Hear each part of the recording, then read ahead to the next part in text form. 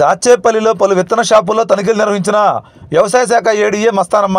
ఇక పూర్తి సమాచారం మేరకు పల్నాడు జిల్లా గురిజాల నియోజకవర్గం దాచేపల్లి మండలంలోని విత్తన షాపులను నర్సరాపేట ఏడీఏ మస్తానమ్మ మరియు స్థానిక వ్యవసాయ శాఖ అధికారి పాపాకుమారి సోమవారం సాయంత్రం 5 గంటల సమయంలో తనిఖీలు నిర్వహించారు.